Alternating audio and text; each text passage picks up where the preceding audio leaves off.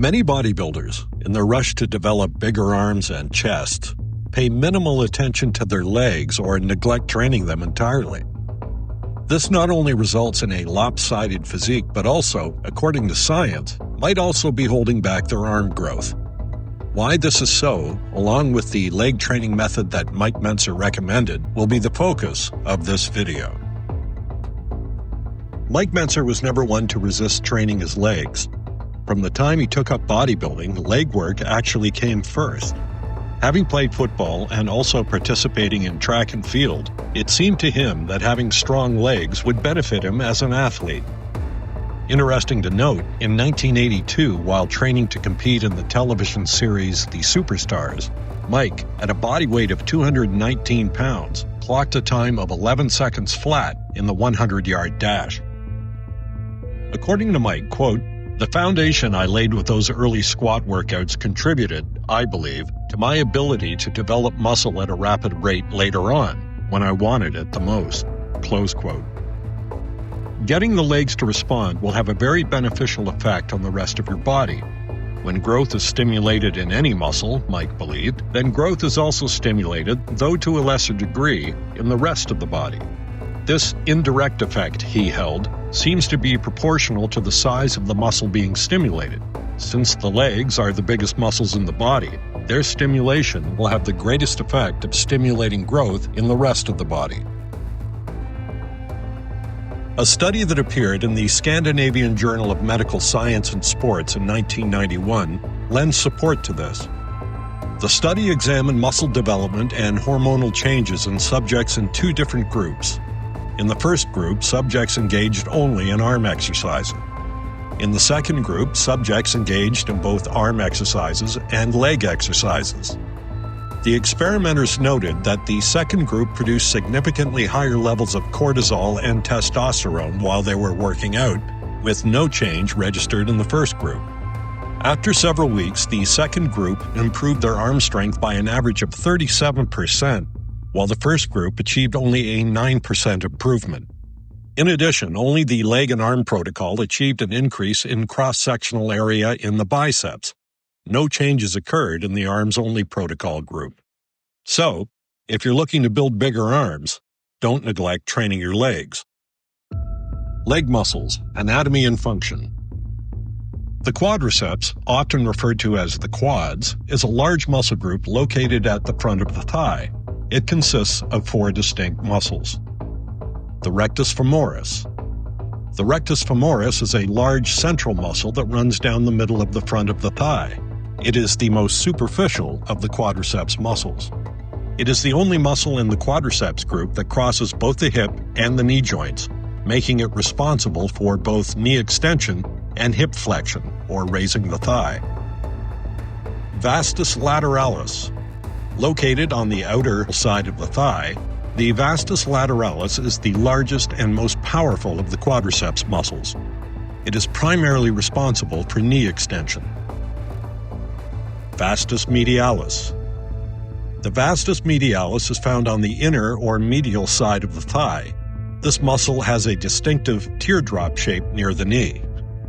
The vastus medialis is also responsible for knee extension, but plays a significant role in stabilizing the patella, or kneecap, particularly during the final stages of knee extension, for example when you're locking the knee. The vastus medialis is crucial for preventing patellar tracking issues and knee instability. Vastus intermedius. Situated underneath the rectus femoris, the vastus intermedius muscle is located in the middle of the thigh. It works alongside the other vastus muscles to extend the knee. While it doesn't play a large role in hip movement, it contributes significantly to knee extension. The quadriceps are essential for knee extension and hip flexion. Their strength and performance are vital for everyday activities as well as athletic performance, making them a key muscle group for lower body movement and stability. Sartorius. The sartorius is a long, thin muscle that runs diagonally across the front of the thigh. It is responsible for flexing, abducting, and externally rotating the hip, but also flexes the knee for stability, such as when standing up from a seated position. Hamstring. The hamstrings are a group of 3 muscles located at the back of the thigh. They play a crucial role in lower body movement, particularly in activities that involve bending the knee and extending the hip. Here's a breakdown of their anatomy and function. Biceps femoris.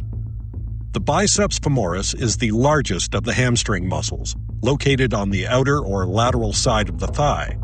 It has 2 heads, a long head, which originates from the ischial tuberosity, part of the pelvis, and crosses both the hip and knee joints, and a short head, which originates from the femur or thigh bone and only crosses the knee joint. The long head is involved in hip extension and knee flexion, while the short head primarily contributes to knee flexion. Semitendinosus. The semitendinosus is located in the middle of the posterior thigh and contributes to both hip extension and knee flexion. It further assists with medial rotation of the tibia or shin bone when the knee is flexed. Semimembranosus. The semimembranosus is located on the inner medial side of the thigh, deep to the semitendinosus. Like the semitendinosus, the semimembranosus aids in hip extension, knee flexion, and medial rotation of the tibia when the knee is flexed. Acting together, the hamstrings flex the knee, which occurs when the muscles contract and bend the knee joint. This is important in movements like running, jumping, cycling, and walking. Gluteus maximus. The gluteus maximus is the largest muscle in the body, located in the buttocks. It has a broad, thick shape and is responsible for the bulk of the gluteal region's mass. The gluteus maximus is primarily responsible for extending the hip joint, moving the thigh backward. This action is crucial for movements like standing up from a seated position, climbing stairs, squats, and running. Adductors, inner thigh muscles. The adductors are a group of muscles located on the inner side of the thigh, responsible for bringing the legs together. The main adductors are the adductor magnus, adductor longus, adductor brevis, gracilis, and pectineus.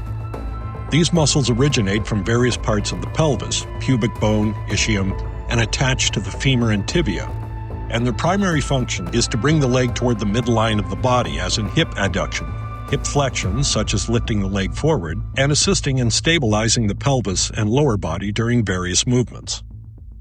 Abductors, outer thigh muscles.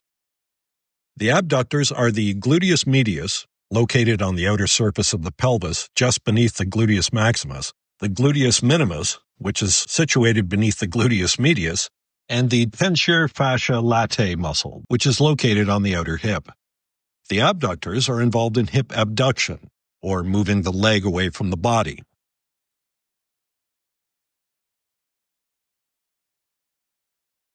Calf muscles.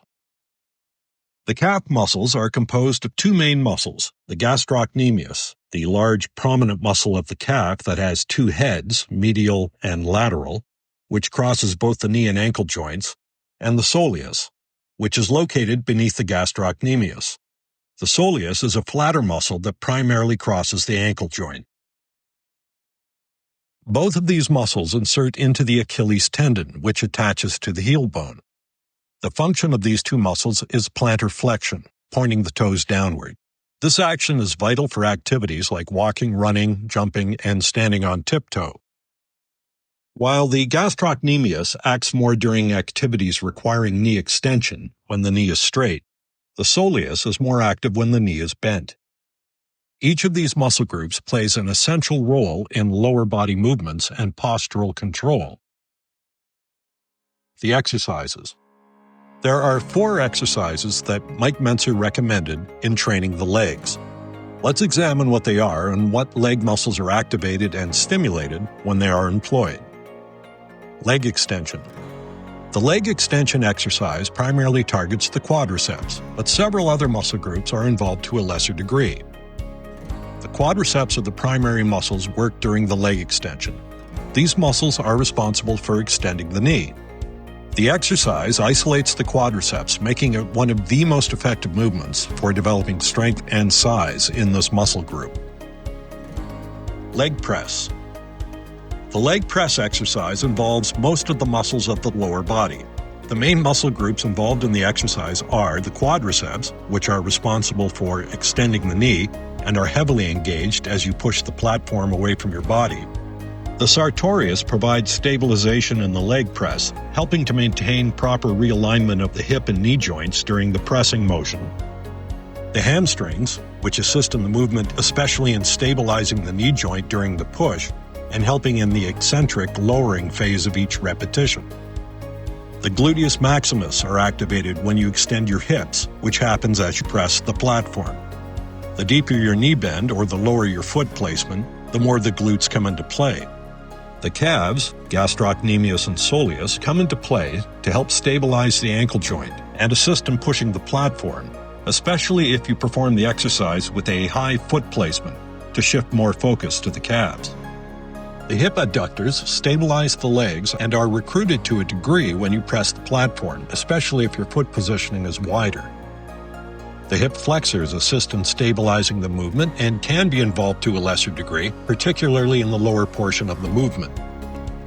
Muscle involvement can vary depending on factors like foot position, such as higher, lower, wide, narrow, and the angle of the seat. But the quadriceps, hamstrings, and glutes are generally the primary muscles targeted during a performance of the leg press. Squats. The squat is a compound exercise that targets multiple muscle groups throughout the lower body. The quadriceps are the primary muscles worked during the squat. They are responsible for knee extension, and they're highly engaged when you stand up from the squat position. The sartorius acts as a stabilizer in this exercise, contributing to stabilizing the knee and controlling minor movements of the thigh. The glutes are heavily involved, especially during the upward phase of the squat as you extend your hips. The deeper the squat, the more the glutes are activated. The hamstrings assist in the movement, particularly in hip flexion and stabilizing the knee. Their involvement increases as you squat deeper. The adductors, especially the adductor magnus, are engaged to stabilize your legs and assist with the squat, particularly if your stance is a little wider. The calves stabilize the ankle joint during the squat. While they aren't the main muscle group targeted, they help prevent your heels from lifting and assist with ankle mobility during the movement. Standing calf raise. The gastrocnemius is primarily responsible for plantar flexion, pointing the toes downward. It is most active when the knees are straight during the calf raise. The soleus works alongside the gastrocnemius, but it is more involved when the knees are slightly bent, providing endurance and stabilization during the movement. Each of these exercises involves a combination of knee extension, hip extension, plantar flexion, and stabilization. The quadriceps are predominantly engaged in exercises like the leg extension, leg press, and squat. The hamstrings are essential for knee flexion and contribute to hip extension in squats and leg presses. The sartorius muscle is also involved in knee flexion and extension. The glutes assist with hip extension, while the calf muscles stabilize the lower leg and contribute to plantar flexion during movements like the standing calf raise. The leg curl exercises indicated in the chart will be discussed in a moment. The workout. The group of muscles that form the leg is so large that the exercises to work the legs are especially taxing. The drain that hard leg work places on the body's reserves is so great that special caution must be taken when we work them. The possibility of overtraining looms ever present when we do leg work, so the absolute minimum amount of exercise must be done that will stimulate growth. The leg routine offered in this workout was, in Mike's view, ideal. The exercises are performed sequentially and in such a manner that maximum growth stimulation is achieved with only a minimum drain placed upon the body's reserves. Here is the leg workout that Mike Mentzer recommended. Leg exercise 1, leg extensions. This exercise is very valuable in that it focuses the stress almost entirely on the frontal thigh muscles. This isolation of those muscles is important because the strength of the adjacent muscle groups, like adductors on the inside of the thighs and the buttocks, is preserved for the second exercise to follow, leg presses. When performing exercises such as leg presses or squats, the weaker adjacent muscle groups such as the hips, lower back, or buttocks give out first. Doing the leg extensions first makes use of the pre-exhaust principle, so that when we go immediately to the second exercise, the leg presses, the adjacent muscle groups will have a temporary strength advantage, and the thighs can go to a point of failure without the weaker adjacent muscles giving out first. Perform one set of 8 to 15 repetitions until failure, and then immediately perform the next exercise.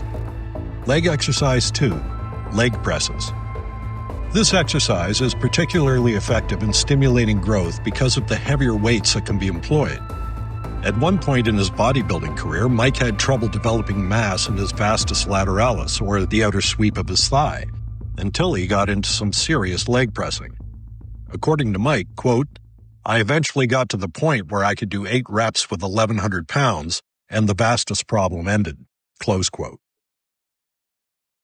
Leg presses can be done either vertically or on a horizontal or 45-degree machine, depending upon what equipment is available to you. It is essential that you position yourself properly under the leg press, or the great downward pressure might injure your lower back. Mike was most comfortable with his buttocks positioned slightly forward of the leg press. He believed that he was stronger and more stable that way. To begin this exercise, lie on your back with your feet solidly planted on a footboard. Place your feet shoulder width or slightly wider than shoulder width on the footboard and point them out a bit. Your hips should be placed so you feel stable when lowering your legs. Bend your legs, lowering your thighs, until they almost touch the chest, but no lower. Going any lower will hyperextend the lower back muscles and make them prone to injury. This can and will happen with any deviation from strict controlled exercise performance. For safety, particularly should the weight start really getting heavy, you should fold your arms over your chest to prevent severe compression of the thorax when the weight descends. You can also keep your hands on your upper thighs throughout the movement, so that if you lapse or lose control, you can use the strength of your arms to assist in getting the weight back to the top, where you can rack the weight and safely get out of the machine. Not only does this exercise work the quadriceps or frontal thighs, but as we've seen, it works the gracilis and semitendinosus on the inside of the upper leg and the back of the legs, the biceps femoris, as well. Perform one set of 8 to 15 repetitions until failure. Standing calf raises. The only part of the legs left to work is the lower legs, the calves, or gastrocnemius. If training in a commercial gym, use a standing calf machine if one is available. Step up under the shoulder pads and place the balls of your feet onto the crossboard, which is several inches off the ground. With your body perfectly straight and knees absolutely locked, raise up on the balls of your feet as high as you can go. This is important as it makes for a full, high-intensity contraction, which is necessary for full stimulation of the muscle. Having achieved that position, hold it for 2 to 3 seconds, then lower under control. Perform one set of 12 to 20 repetitions until failure. Squats. Mike recommended substituting the squat for the leg press exercise on a rotating basis. So you would do the leg extension leg press superset in one leg workout and the leg extension squat in the next leg workout. As we've already covered how to do the leg extension, let's examine what Mike had to say about the squat exercise. As the squats involve the use of much heavier weights and can be dangerous to the lower back if proper caution isn't exercised, it is best to choose a weight that allows approximately 12 repetitions and stop at the point of positive failure. Also, the use of a power rack and strong safety pins, or a special machine with safety catches, such as a Smith machine, is advised. Leg curls. The leg curl requires a special machine found in all commercial gyms. Lie face down on the machine in a position so that your Achilles tendons are braced under the pad of the movement arm and your knees are on the edge of the bench. Because the deadlifts also work well in stimulating the hamstrings and the sartorius, this is why Mike eliminated leg curls in his recommended leg workout, thereby eliminating unnecessary, undesirable overlapping. Alternative calf exercises. But what if you don't have access to a standing calf raise machine? Not to worry, you can substitute the following exercises without any ill effect. The key is not so much the exercises you perform, as that you remain true to the basic principles of heavy-duty training. Toe presses. Mike's favorite calf exercise was actually the toe press on the leg press machine. There is no pressure on the back with this one, and the weight seems more direct as it passes right from the foot into the lower leg. Place the balls of the feet on the leg press and keep the knees locked while performing this exercise. The foot should be allowed to stretch back as far as possible before starting the toe press. From there, the weight should move deliberately to a fully contracted position and be held for a pause before returning slowly to the bottom stretch position. Perform one set of 12 to 20 repetitions until failure. Donkey calf raises. This is an old-time calf exercise that has endured owing to its effectiveness in building great calves. While not as practical an exercise to perform as the ones already indicated, owing to the fact that it requires another individual to sit on your lower back, it is nevertheless a very potent exercise for stimulating the calves when performed properly. Place your heels on a block of wood so that your calves can lower below a parallel position with the balls of your feet. Lean over and place your forearms onto a padded flat bench that should be elevated to a level so that your torso is bent forward at no more than a 90-degree angle to your legs. Have your assistant or training partner climb onto your lower back and sit up straight so that the resistance of his body weight is directly above your hips. Slowly, using only the strength of your calf muscles, rise up on tiptoes, making sure to flex your calves maximally at the top or fully contracted position. Pause for a moment and then lower your heels back down into the pre-stretch starting position. Perform one set of 12 to 20 repetitions until failure. Warming up. Make sure that you spend some time warming up the leg muscles prior to your workout. It is not necessary, however, that you stretch all the major muscles, perform aerobic work, or engage in any more exercise than is minimally required to limber up and increase the flow of blood to the specific joints and muscles you're working. It's difficult, if not impossible, to give everybody a perfect warming up program because warm-up needs vary. They vary according to the individual's age, his existing physical condition, and even the temperature of the gym can affect warm-up needs. But there is a general principle here that will serve as an effective guideline, and the principle is this. Perform any amount of warming up that you believe to be minimally required. What you have learned through experience is minimally required so that you're secure in the knowledge you can proceed to the intense portion of the workout and not injure yourself. Whenever I have a superset listed, as with pec deck and incline press, or leg extension leg press, or leg extension squat, start the warm-up on the second exercise. For instance, when performing the leg extension squat superset, if you start with the leg extensions without having first warmed up the glutes, spinal erectors, and so forth, by doing a couple of sets of squats first off, as you finish the leg extension and you're heading to the squat, you'll say to yourself, but my goodness, I forgot to warm up for the squat. Same thing within the leg press. By warming up on the second exercise first, you cover all your bases in terms of a warm-up, and you'll also have the weight set on that exercise so that you may perform a true superset, where one exercise is followed immediately by another with no rest in between.